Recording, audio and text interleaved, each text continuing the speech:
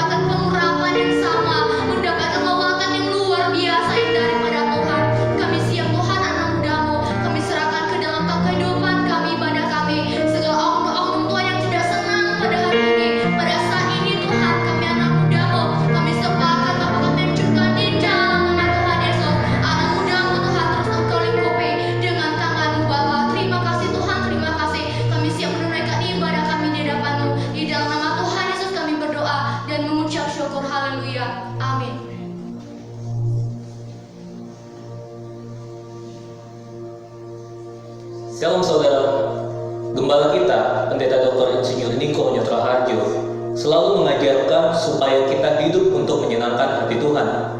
Namun, ada satu pengajaran dari kelompok Hyper Grace yang mengatakan bahwa hanya dengan menerima Yesus sebagai Tuhan, kita sudah sepenuhnya menyenangkan Tuhan, tanpa perlu melakukan apa-apa lagi. Pandangan tersebut sangatlah menyesatkan. Dalam Voice of Pentecost kali ini, kita akan membahas bagaimana kita menyenangkan Tuhan dalam hidup ini. Paulus mengatakan bahwa keselamatan hanya karena kasih karunia atau pemberian Allah saja dan bukan hasil usaha manusia. Dengan menerima kasih karunia ini, kita menjadi warga kerajaan surga yang memiliki posisi diselamatkan di dalam Yesus. Namun, selama kita masih hidup di dunia ini, Tuhan inginkan supaya kita anak-anaknya melakukan kehendak-Nya. Hal ini sejalan dengan dua tema dasar perjanjian baru, yaitu pertama, bagaimana kita ditebus oleh Allah, yaitu karena kasih karunia oleh iman. Kedua, bagaimana kita harus hidup sebagai umat tebusan. Efesus 4 ayat 1 menuliskan, supaya hidupmu sebagai orang-orang yang telah dipanggil berpadanan dengan panggilan itu. Hidup berpadanan dengan panggilan dijelaskan lebih lanjut dalam Kolose 1 ayat 9-10. Sebab itu, sejak waktu kami mendengarnya, kami tiada berhenti-henti berdoa untuk kamu. Kami meminta supaya kamu menerima segala hikmat dan pengertian yang benar untuk mengetahui kehendak Tuhan dengan sempurna, sehingga hidupmu layak di hadapannya, serta berkenan kepadanya dalam segala hal, dan kamu memberi buah dalam segala pekerjaan yang baik, dan bertumbuh dalam pengetahuan yang benar tentang Allah. Nah, setelah mengerti ayat-ayat tadi, tentu kita paham bahwa argumen kelompok Hyper Grace mengenai Tuhan sudah berkenan dengan hidup kita hanya dengan menerima Yesus tanpa perlu melakukan apapun juga, jelas tidak tepat. Bayangkan, Zakheus pemungut cukai yang setelah menerima Yesus dalam kehidupannya, keesokan harinya kembali memeras orang-orang.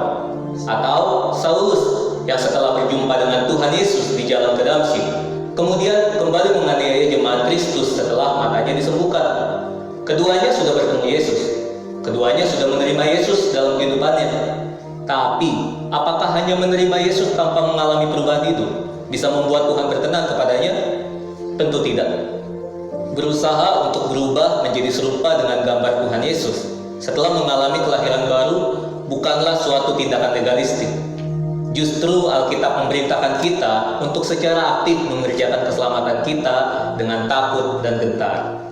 Hal itu juga dikuatkan lagi oleh Rasul Petrus yang menuliskan bahwa kita juga perlu berusaha sungguh-sungguh untuk menambahkan kepada iman kita kebajikan, pengetahuan, penguasaan diri, ketekunan, kesalehan, kasih akan saudara-saudara, dan kasih akan semua orang. Jadi, sesungguhnya perubahan itu tidak terjadi secara pasif dan otomatis seperti yang diberitakan oleh kelompok Hyper Grace. Saat menerima Tuhan Yesus, kita dilahirkan baru dengan satu natur ilahi yang secara otomatis mendorong kita untuk berubah dan ingin hidup menuruti Allah. Namun, kita perlu ingat bahwa kelahiran baru itu tidak menghilangkan natur dosa dalam hidup kita. Jika kita hanya bersikap pasif dengan mengikuti dorongan untuk berubah dan tidak secara aktif mengusahakan perubahan itu, tentu kita berpotensi menyimpang dan kembali ke kehidupan lama kita karena kecenderungan dosa yang sudah ada dalam diri manusia akan menghalangi untuk hidup menuruti Tuhan. Selain itu, kita juga hidup di dunia dengan sistem yang memang menentang Allah. Tanpa kuasa Roh Kudus, tidaklah mungkin kita bisa berubah. Tapi tanpa kita berusaha untuk mengerjakan keselamatan, perubahan pun tidak akan terjadi. Setelah kita berubah, Tuhan juga ingin hidup kita berbuah. Paulus menuliskan bahwa kehendak Tuhan yang sempurna itu adalah hidup yang memberi buah dalam segala pekerjaan yang baik, serta bertumbuh dalam pengetahuan yang benar tentang Allah. Berbuah bagi Tuhan secara sederhana berarti hidup seperti Kristus telah hidup. Berusaha untuk hidup seperti Kristus itu tentu tidak legalistik. Rasul Paulus dalam 1 Korintus 15 ayat 10 mengatakan, tetapi karena kasih karunia Allah, aku ada sebagaimana aku ada sekarang, dan kasih karunia yang dianugerahkannya kepadaku tidak sia-sia. Sebaliknya, aku telah bekerja lebih keras daripada mereka semua, tetapi bukannya aku, melainkan kasih karunia Allah yang menyertai aku. Jadi, Bagaimana kita menyenangkan Tuhan? Dengan berubah seperti Kristus dan berbuah baginya. Saudara, untuk penjelasan lebih lengkapnya dari tim teologi kami, silakan klik link yang ada di atas atau scan QR code yang tersedia. Tuhan Yesus memberkati.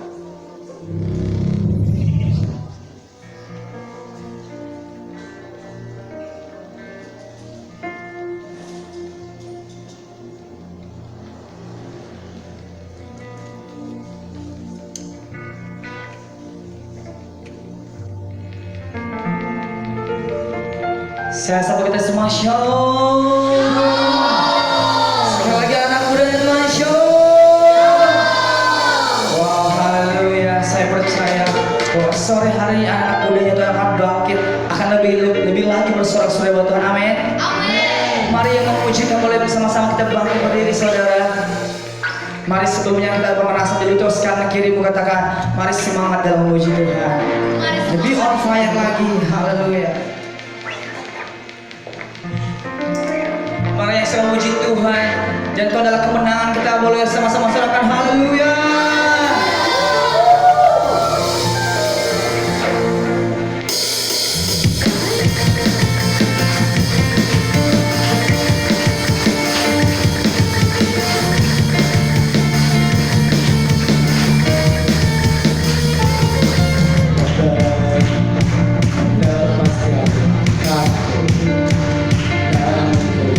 Percaya kau bersama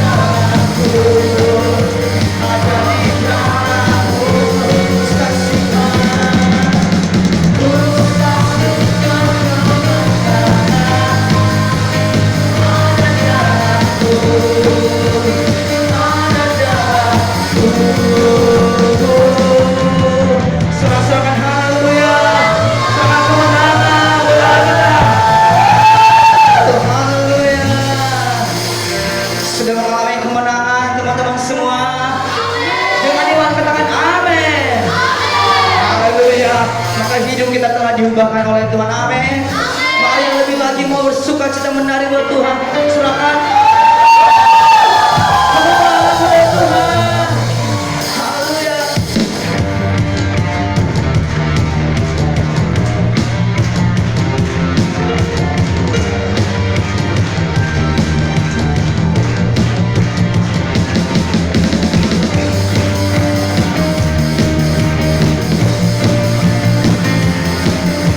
Sama-sama menari buat Tuhan.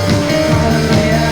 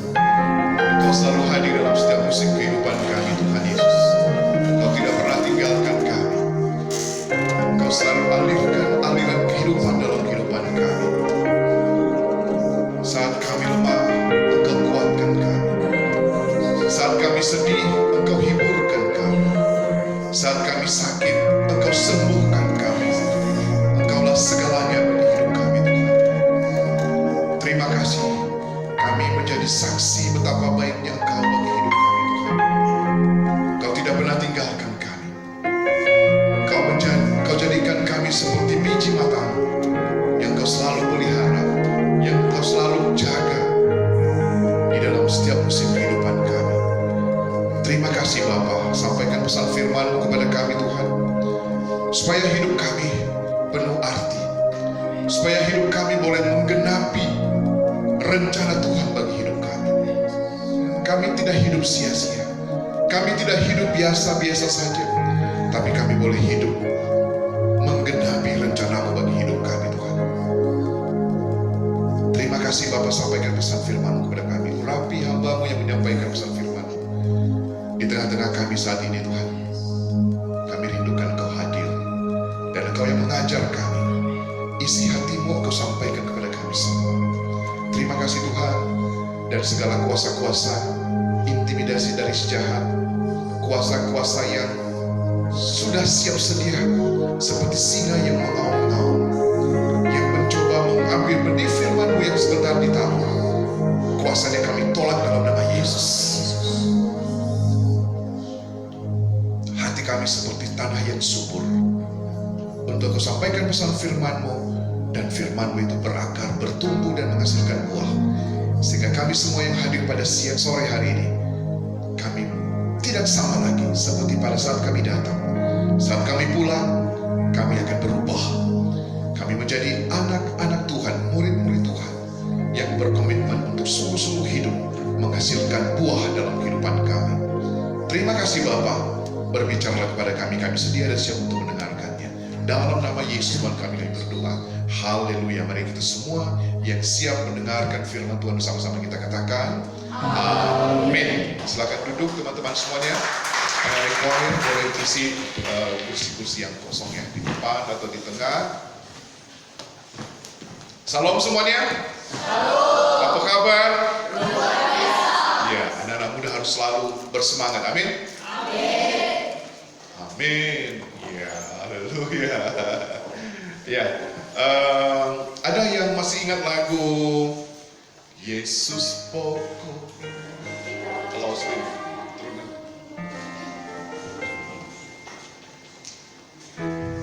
Yesus pokok dan kitalah caranya, tinggallah di dalamnya. Yesus pokok dan kitalah caranya, tinggallah di dalamnya. Yesus pokok dan kitalah caranya, tinggallah di dalamnya. Pastilah kau akan berubah. Siapa yang masih ingat gerakannya? Siapa masih ingat gerakannya? Buyu masih ingat gerakannya, Buyu?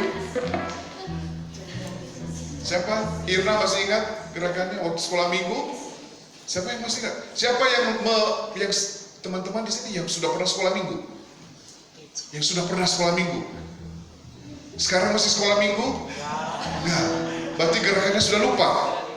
Siapa yang masih ingat gerakannya? Ada gerakannya kan waktu itu ya? Kalau nyanyi ini kan ada gerakannya enggak ya? Ada ya? Bagaimana gerakannya? Masih ingat? Ayo sekedar mengingat-ingat kembali, biar semangat kita. Buyu masih ingat gerakannya, Buyu? Coba Buyu. Nah, di sini aja Buyu. Siapa lagi yang mau menemani Buyu? Siapa? Kezia masih ingat? Ayo. Yesus Yesus, ayo semuanya nyanyi. Yesus pokok dan kitalah caranya, tinggallah di dalamnya. Yesus pokok dan kitalah caranya, tinggallah di dalamnya. Yesus pokok dan kitalah caranya, tinggallah di dalamnya. Pastilah kau akan berubah.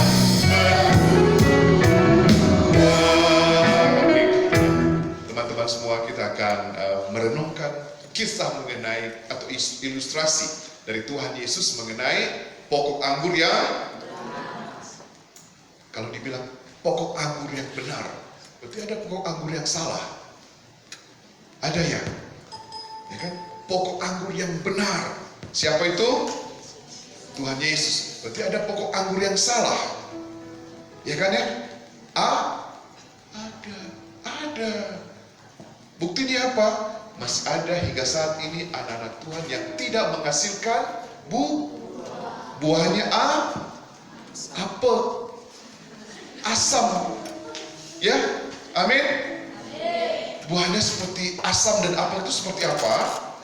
Kalau duduk di kursi, soalnya Vena, ada di kapal-kapal di sini apa kursi? Mungkin di sebelah sana ada, di belakang Gunawan barangkali ada. Perhatikan. Tolong menghau, vivi gogomi flow, vivi gogomi to. Ada. So gambar, ada di sobat ini. Ada gambar, King Kong, bukan King Kong. Ada gambar Naruto. Saya lihatnya kok itu kayak mahkota. Iya, gambar mahkota. Tadi pagi saya coba keliling-keliling waktu habis selesai disusun sama teman-teman Krisno dan kursi ini. Saya coba satu-satu, saya doakan kursinya. Saya lihat, ada apa ini? Ada kelapa siapa? Ada kelapa siapa? Ada kepala siapa ini? Kok tinggal di sini? Nah, itu perbuatan yang bukan berbuahkan dari pokok anggur yang tapi pokok anggur yang salah. Jadi kalau ibadah, dia nulis-nulis apa? Dia nggak perhatikan firman Tuhan, tapi nulis-nulis apa? Kepala mahkota siapa? Nggak ngerti saya. Terus saya juga perhatikan ada beberapa yang sudah bolong-bolong ininya. Saya lihat ini pasti dari pulpen, karena ada warna-warnanya. Nah, ini siapa yang ketawa-ketawa itu? Jangan-jangan. Ya, amin. Itu perbuatan yang bukan dari pokok anggur yang benar. Itu perbuatan dari pokok anggur yang salah. Siapa yang di sini sering berbohong? Semuanya gak mengaku. Berarti semuanya bohong. semuanya pernah bohong. Saya juga tapi sekarang karena apa? Karena tinggal di luar halara. Bukan itu. Karena tinggal di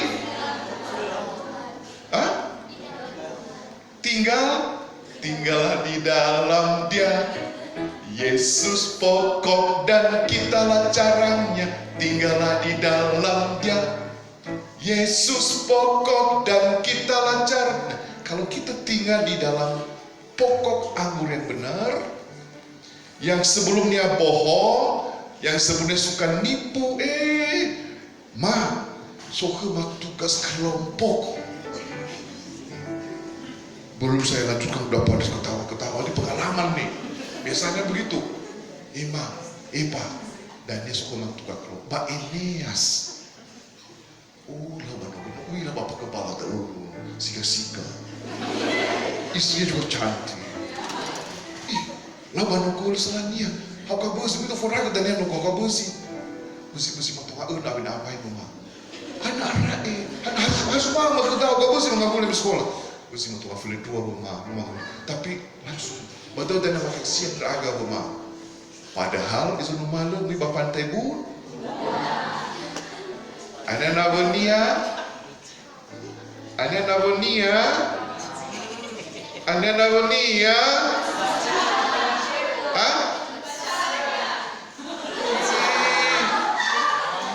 Gitu ya. Ada Navonia nih. Teman-teman kelompoknya. Tapi tengah mengerjakan mengerjakan apa?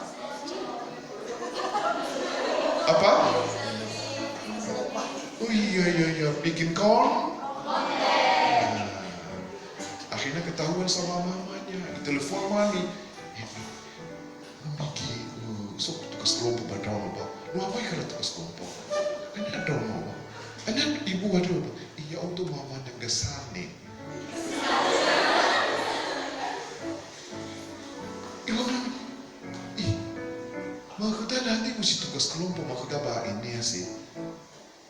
bisa sama mami. Ya iya, anak semuanya buta. Semuanya buta. Lalu terjadilah mamanya mau funu ke nono ini. Mama nono lagi mau funu ya mama nih. Baik, nuami ini kerja mama bikin video. Kerja kelompoknya bikin video. Ajak penduduk-penduduk di sana bikin video. Kami ingin upload di ini nanti kalau sudah ini masuk YouTube nanti. Kita dapat ini loh bu. Oh nih si bayi Fali.